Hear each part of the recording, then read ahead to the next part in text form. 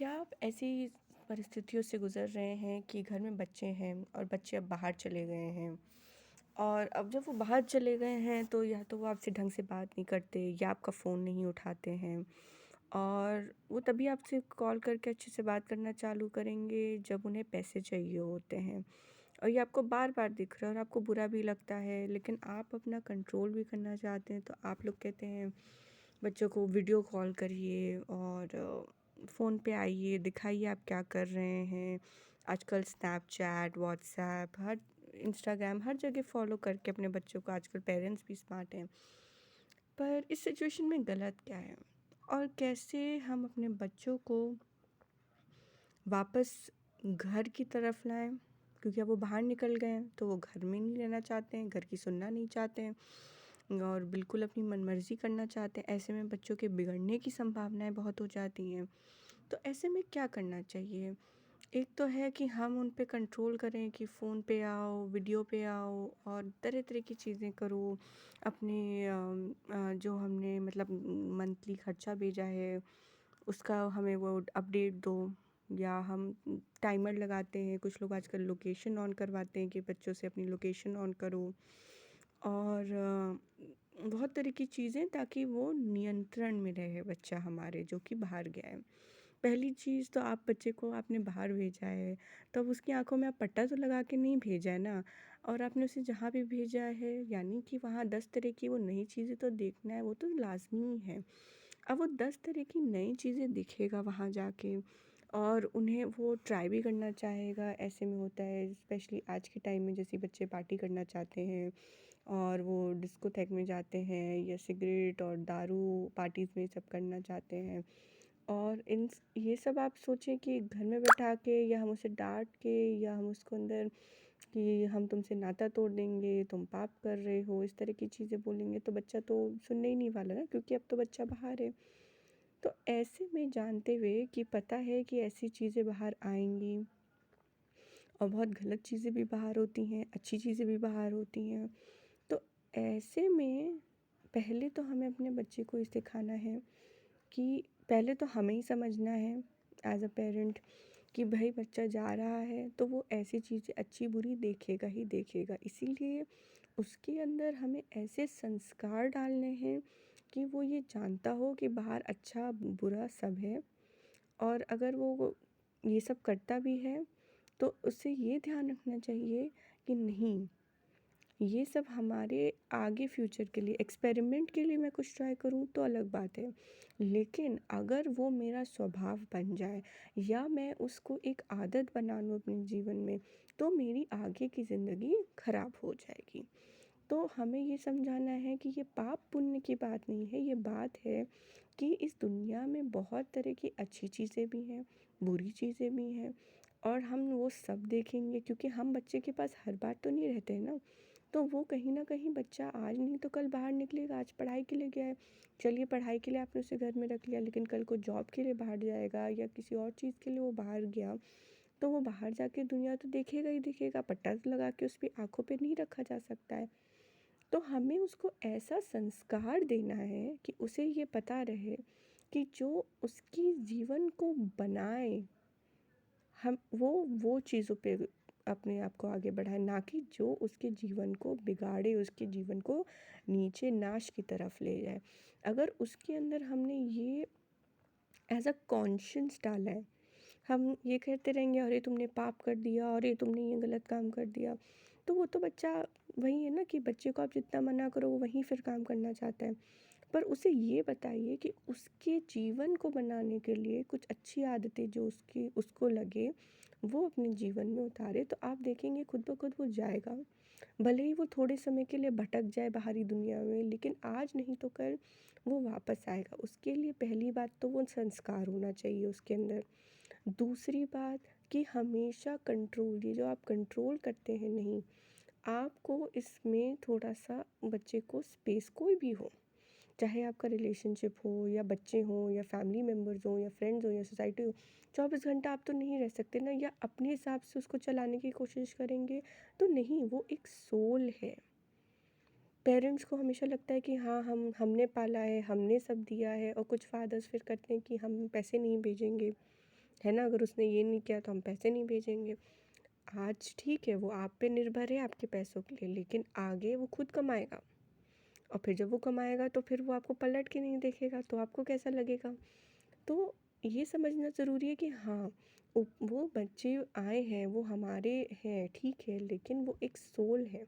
वो अपना एक पास्ट लेके आए हैं, उनकी खुद की एक सोल जर्नी है, खुद के कुछ मिशंस हैं और उन्हें वो कंप्लीट करना है। तो इसलिए उनको पालना पोसना और हमें ग्रेटफुल होना कि हमारे जीवन में बच्चे हैं, ये ठीक है। लेकिन ये कि हमारी वो प्राइवेट प्रॉपर्टी है, ये गलत है। तो पहला हो गया संस्कार डालना, ताकि उनके कॉन्शियस को पता हो कि ये हमारी लाइफ के लिए गलत है या बुरा है।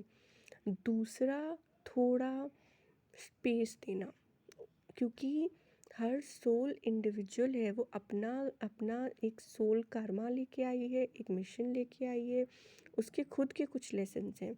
और भले ही हम एक सोल को जोड़ते हैं किसी घर से, समाज से, नेशन से, जिससे भी हम जोड़ें, पर ये सिर्फ ह्यूमन लाइफ तक ही सीमित होती है।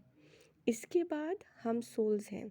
तो हम आज इस लाइफ में जन्मे, हम आज इस घर में हैं, इस कुल में जन्मे हैं, लेकिन कल को हम कहीं और किसी दूसरी दुनिया में होंगे, दूसरे देश में हो सकते हैं, किसी और फैमिली के पार्ट होंगे। तो ये सब सिर्फ इस ह्यूमन लाइफ तक इनकारनेटेड तक ही सीमित है। तो इसे आप चेंज करके देखें कि उसकी भी कुछ काम है जो वो करने आई है सोल, उसके भी कुछ लेसन्स है जो उसको सीखने खुद ही पड़ेंगे।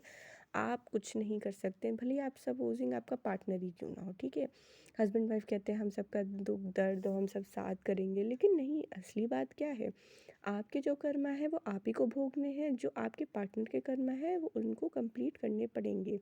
सबसे बड़ा एग्जांपल, जब कोई पार्टनर सपोजिंग बीमार होता है और बहुत तकलीफ़ से जा रहा है, आप भले ही कितना प्यार क्यों ना निछावर कर दें उनके ऊपर, उनकी कितनी ही सेवा क्यों ना करें, उनके लिए दिन रात परेशान रहते हैं, लेकिन वो जो दर्द, उनको जो पीड़ा हो रही है, जो हेल्थ इशू से वो जा रहे हैं, अल्टीमेटली वो दर्द डॉक्टर भी सबसे बेस्ट ऑफ बेस्ट आप लगा सकते हैं, पर वो पीड़ा का दर्द उन्हें ही सहन करना पड़ेगा, आप वो दर्द नहीं ले सकते। उसी तरह कर्मा है हमारा, कर्मा हम बांट नहीं सकते हैं, ठीक है, हमारा जो है हमें वो करना ही पड़ेगा। तो इसीलिए हम सबके अपने अपने लेसन दें, उसी तरह उस बच्चे का भी है। तो तीसरा पॉइंट हो गया कि आप उसे स्पेस दें। और चौथा सवाल जो सबसे ज़रूरी है कि आप क्या चाहते हैं, कि क्या वो जो पर्सन है, सिर्फ बच्चे के केस में नहीं बोल रही हूँ, सपोजिंग आपका पार्टनर हो गया या आपका वो फ्रेंड हो गया या वो जॉब हो गई, क्या चाहते हैं आप कि वो आपके पास अपनी मर्ज़ी से रहे, या आप उसे ज़ोर ज़बरदस्ती से घर में रखना चाहते हैं। ज़ोर ज़बरदस्ती से तो आज रख सकते हैं, कल कल को जो भी उसे रास्ता मिलेगा, एक पंछी भी होता है, पिंजरे में रख लीजिए आप ज़ोर ज़बरदस्ती से, जिस दिन दरवाज़ा खुला मिला वो भाग जाएगा ना, उड़ जाएगा। सेम कहानी है कि आप उसे जितना करेंगे, आज नहीं तो कल रास्ता तो मिलेगा उसे बाहर जाने का, गया तो गया। तो क्या चाहते हैं, किसी को अगर नहीं खोना चाहते हैं, चाहते हैं कि वो आपको उस रिश्ते का महत्व जाने, वो वापस रहे, घुल मिल के प्यार से रहे, शांति से रहे, तो उसके लिए आपको भी वहीं देना पड़ेगा वो शांति, वो प्यार, वो समझ। क्योंकि आप जो कंट्रोल की ये जो एनर्जी बाहर दे रहे हैं, वहीं आपको ऊपर आके आपको खुद ही कंट्रोल कर रही है। तो यानी वो एक जैसे वो लड़ाई की एनर्जी होती ना, मैं इधर से वो कंट्रोल करूँगा तो वो उधर से भी, उनका भी दिमाग चल रहा है तो वो उधर से भी कुछ करेंगे, ठीक है, वो अपनी पेच लड़ाएंगे कि अच्छा ये ऐसे कर रहे हैं तो मैं अब उल्टा ऐसे करता हूँ, इनको मज़ा चखाऊंगा, क्योंकि भाई बच्चे तो आज के काफ़ी एडवांस्ड हैं। तो ये टग ऑफ वॉर की तरह से हमने किया तो उन्होंने ऐसा किया, उन्होंने ऐसा किया तो फिर हम कल को उनकी बातों से सीखेंगे, हमने कुछ अपने आप को एडवांस किया। पर क्या हो रहा है कि हम इधर से कर रहे हैं, वो उधर से कर रहे हैं, लेकिन इसमें सिर्फ स्ट्रेस, टेंशन, वरी, अपने आप को, उस बच्चे को, पूरे घर में हम वो ला रहे हैं।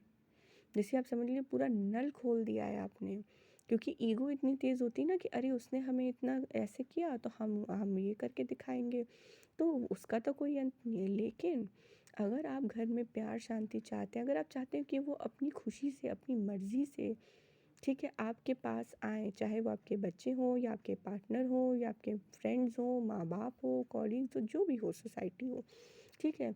तो आपको थोड़ा-सा गैप करके खुद पे शांति करनी है और उन्हें भी शांत रहने देना है। उनसे बस एक ही सवाल पूछिए ऐसे लोगों से, जब वो फ़ोन करें, ना करें, पहले तो उन्हें ही करने दीजिए। अगर आपको लग रहा है कुछ ऐसी सिचुएशन हो गई है कि जब आप फ़ोन करो तो वो चिढ़ ही जाते हैं या गुस्सा होते हैं, तो आप छोड़ दीजिए पहले तो। पहले क्योंकि उधर भी शांत करना है ना, जिस तरह आपको शांत होना है उधर भी शांति चाहिए, उधर भी एक इमोशनल वुंड है। वो मे बी कुछ लोगों का इतना ज़्यादा हो जाता है कि बच्चों के अंदर वो ट्रॉमा क्रिएट करता है कि ये तो हमेशा मेरे सर पे ही चढ़े रहते हैं, है ना? तो वो एक एक घाव जैसा हो जाता है और वो घाव को हील करने के लिए आपको वो उनकी बातों में, उनके टोन में दिखेगा कि मेरा दिमाग मत ख़राब करो, मुझे परेशान मत करो। उनकी वो टोन में आपको दिखने लगता है, यानी वो वूंड है वहाँ। और वो वूंड अगर वहाँ भी है तो आपको भी है ना, ठीक है? क्योंकि हम ऊपर की सोल उस एनर्जी में तो हम सेम ही, तो अगर मैं आपको दर्द दे रही हूँ तो मुझे भी दर्द होगा, ठीक है?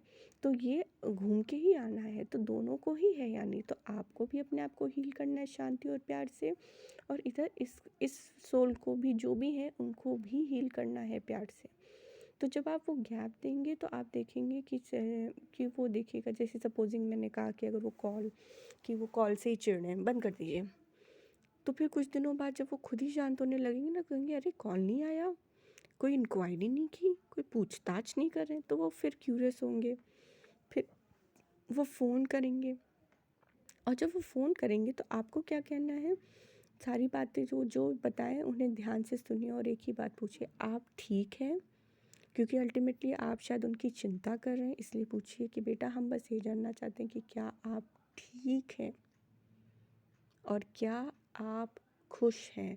क्योंकि जब इमोशनल वुंड रहती है दोनों साइड, तो हम खुशी को तो बिल्कुल ही एंड में सोचते हैं किसी की। यहाँ तो बात हो रही ना कि मैं जीत के दिखाऊंगा कि मैं पावरफुल हूँ रिलेशनशिप में, या दूसरे को मैं दिखाऊंगा तो दूसरा भी वही चाहता है मैं भी दिखाऊँ कि मैं भी कम नहीं हूँ। तो ऐसे केसेस में क्या करना है कि आपको, इसीलिए हम लोग उस केसेस में प्यार तो बाहर और खुशी कि क्या हम खुश हैं वो बाहर हो जाता है। कई लोग तो लाइफ बिता देते हैं, उन्होंने शायद ये नहीं सोचा है कि क्या सामने वाला खुश है भी या नहीं। तो वो आपको पूछना पड़ेगा, यही दो सवाल बस बार बार पूछिएगा, आप ठीक हैं, आप खुश हैं। ये दो सवाल, पेशेंस, थोड़ी सी स्पेस, और आप देखेंगे कि कैसे वो, क्योंकि वो कॉन्शियस में आप धीरे धीरे डाल देना कि खुश भी रहना ज़रूरी है, पर सुरक्षित, प्रोटेक्टेड, ठीक रहना भी ज़रूरी है आपका। क्योंकि कहीं ना कहीं आपकी खुशी मेरी खुशी है।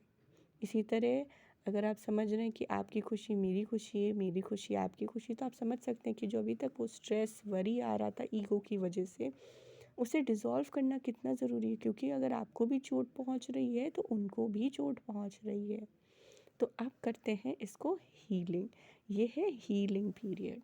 तो इसे आप अपने जीवन में उतारें और इससे अपना जीवन में और उनके जीवन में और अपनी पूरी फैमिली के जीवन में, इस जब शांति को आप उतारेंगे, जब इस प्यार को उतारेंगे, जब इस समझ को उतारेंगे कि वो भी एक सोल है, आप भी एक सोल है, और सबका एक राइट है उस प्यार की शक्ति में जीने का, उस शांति की शक्ति में जीने का, और खुशी से मिलजुल के जब वो सब रहेगा ना, तो खुशी से मिलजुल के खुद ही रहेंगे, वो खुद ही घर आना चाहेंगे।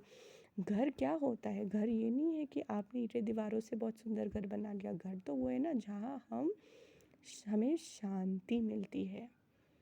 क्योंकि जब हम बाहर की दुनिया की किचकिच से परेशान हो जाते हैं ना, तो हम घर आना चाहते हैं, वो शांति में आना चाहते हैं, जहाँ हमें लोग समझेंगे, जहाँ हमें लोग, चाहे हमने जो भी करा हो, गलती हो गई हो, लेकिन वो हमें समझा के और प्यार से हील करके बाहर निकालेंगे और हमारे मन को, हमारे तन को, हमारे हृदय को हर तरह से शांति और सुख प्रदान करेंगे।